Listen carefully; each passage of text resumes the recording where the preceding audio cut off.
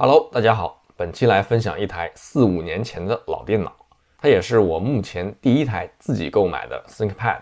虽然它是一台旧的，它的具体型号是 ThinkPad X13 Gen 1 AMD 版本。这台笔记本电脑我购于闲鱼平台，是去年12月买的，所以视频后面提到的价格也仅代表那个时段的价格。至于我为什么会选择一台旧的 ThinkPad， 是因为我需要一台备用的 Windows 系统笔记本，我用来处理文档、看看网页、看看视频，有时候还要背出去码码字。之前我的备用 Windows 笔记本电脑是松下的 SZ5， 是的，之前也说过视频。对于那台电脑，我的整体使用感受是好的除了日式键盘的按键有点小，当然那台电脑的配置的确是过于老旧以至于看网页的时候可能有点吃力，于是很早之前就卖掉了。我的备用电脑更多的是用来打字，所以我继续挑一台旧的笔记本电脑就可以了。在挑选时，我把关注的焦点放在了几年前的轻薄型商务笔记本系列上。选择这个系列是我从之前的体验中形成的一个惯性，对机身材质有一定的要求，我不太想再去选一台全铝合金材质的笔记本电脑，主要是我还有一台老的铝合金材质的 MacBook Pro， 接触这种金属材质实在是有点腻了。而在 Windows 电脑阵营中，可选择的外壳材质相对比较丰富，尤其是商务笔记本的领域中，碳纤维、镁铝合金、铝合金这些材质都有。于是这次我就划定了一个范围，预算1500元以内，机身轻的商务笔记本。对 CPU 的要求则是英特尔8代及8代之后， AMD Zen 2及 Zen 2之后的。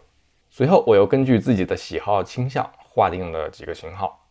第一个洋垃圾松下 SV7、SV8， 它们主要搭载的是第8代的英特尔低压 CPU。第二个 ThinkPad X 系列，这个系列产品比较丰富 ，X280、X390， 还有 X13 Gen 1。第三个惠普 Elite 商务笔记本 G 系列，其中有 830G6、830G7、835G7。这三大类初看下来，我自己都比较喜欢。像松下的 SV7、SV8， 基本是我用过的那台 SZ5 的延续产品，机身重量轻，接口极其丰富，我自己也用得惯它的设计。ThinkPad X 系列属于 ThinkPad 产品中中端稍微偏高端一些的。最关键的是，我之前确实还没有怎么体验过 ThinkPad。而惠普 G 系列的商务笔记本，首先它的鼠条标很漂亮，外形设计也有它自己的特色，这种新鲜感对我也有吸引力。在价格方面，以上搭载英特尔第8代低压 CPU 的电脑价格基本都在1000元以内，当然内存条、硬盘的具体配置有所差异，它们比我设定的预算上限能节省500块钱。英特尔第8代的低压 CPU 确实能够满足我设定的那些需求，后来之所以放弃，是因为在此之前我为家人买过一台搭载8代低压 CPU 的二手笔记本电脑，所以就不怎么想再买同一代机的产品，我就把目光转向到英特尔第10代 CPU 的产品，还有 AMD 4000系以后的产品。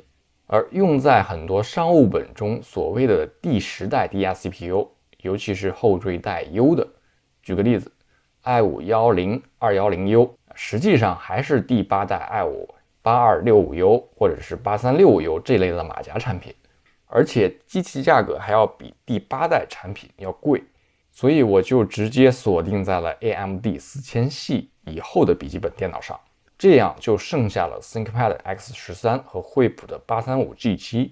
由于后者是铝合金材质，而且这个系列在二手平台的流通量太少了，可选择的不多，所以 pass 掉了。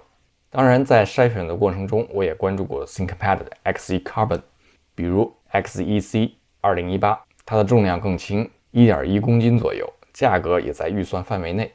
不过价格低一些的可能基本上都是 1080p 屏幕，我是觉得 2K、4K 屏幕搭配 XEC 才符合它尊贵的身份，而带有 2K、4K 屏幕的价格又超过预算了，所以我这一次就先拿 X13 做第一次 ThinkPad 的尝试，以后有机会再去深度的体验 XE Carbon， 也算为后面埋一个伏笔吧。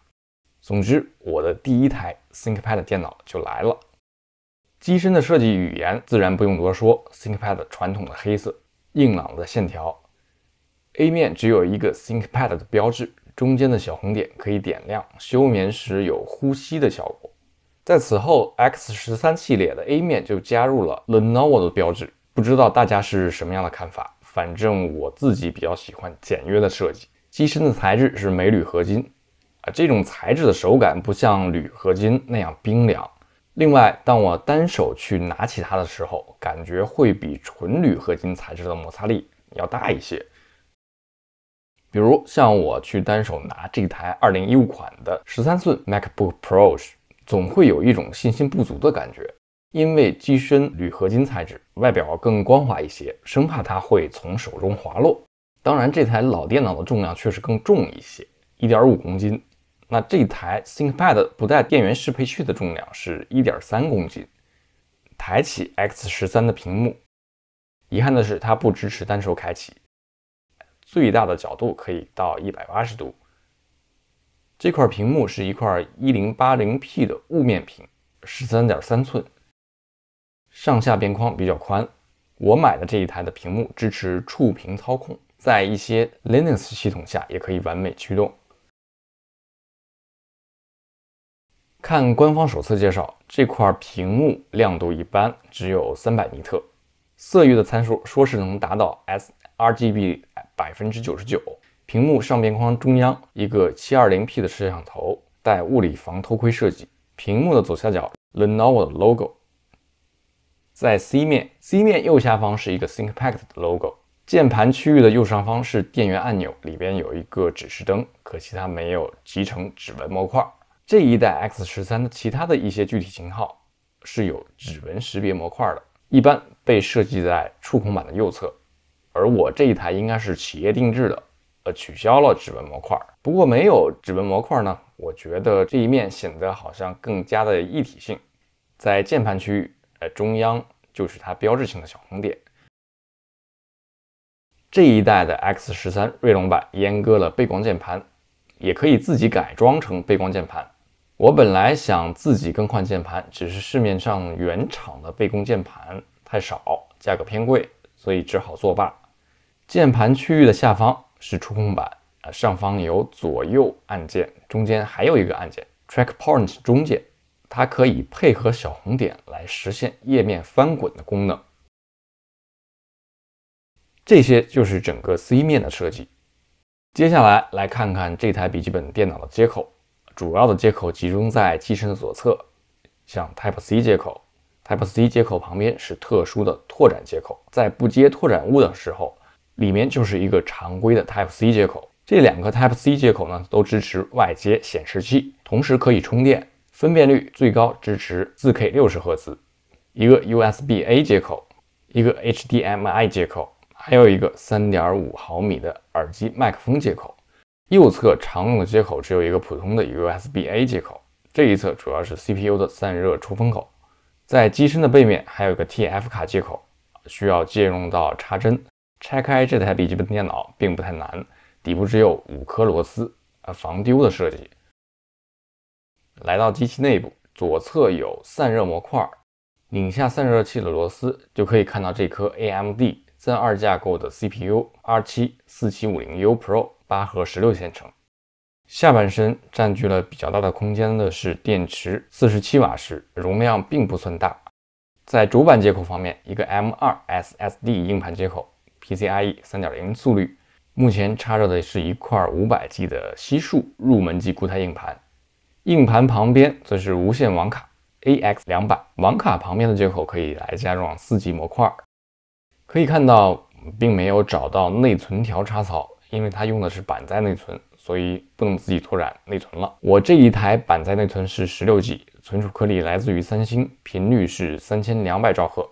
在电池的两侧各有一个扬声器，这对扬声器呈现出的效果对我来说已经很不错了。我就拿2015版的 MacBook Pro 来跟它胡乱的对比一下。看到什么白的耀眼的强光，我要统领你晶莹的遗忘。地久天长，但没有遗忘。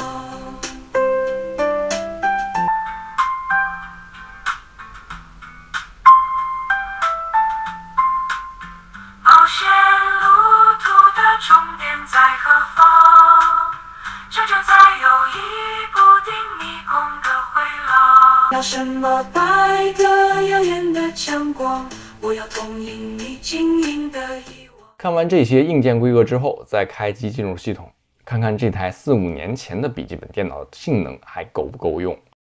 这颗 R7 4750U Pro 来自于4、5年前，也是相对比较老的Zen 2架构了。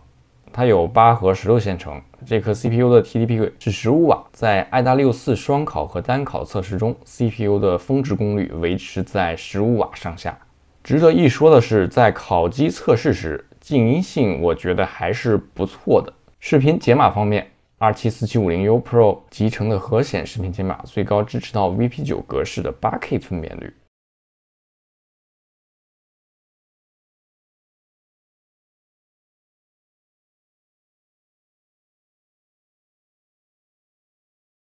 我也用这颗核显来测试了英雄联盟。ThinkPad 被用户提起最多的就是它的键盘了。X13 的这块键盘的键程是 1.8 毫米，而之后一年的 X13 Gen 2键盘缩短为 1.5 毫米。这块键盘用过一段时间之后，我的直观感受是比我们公司一些台式机电脑原厂配的薄膜键盘要好用。那个薄膜键盘反馈比较肉，按下去总担心键帽弹不起来。而这台 X13 的键盘带给我手抽的回馈比较饱满，没有拖沓迟滞的感觉，挺适合长时间敲字。这个小红点也是我第一次长时间使用，可惜我目前使用的场景还不需要它来发挥。反正我习惯的使用方式还是使用触控板，加上一些手势操作。至于这台老电脑的缺点呢，我从我自己的使用体验汇总出一些对我不太便利的缺点，按重要程度来排名。第一，键盘没有背光，在一些暗光的环境里可能会需要完全盲打。第二，续航一般，47瓦时容量的电池，加上自身的已经带有的损耗，那续航呢不会太久。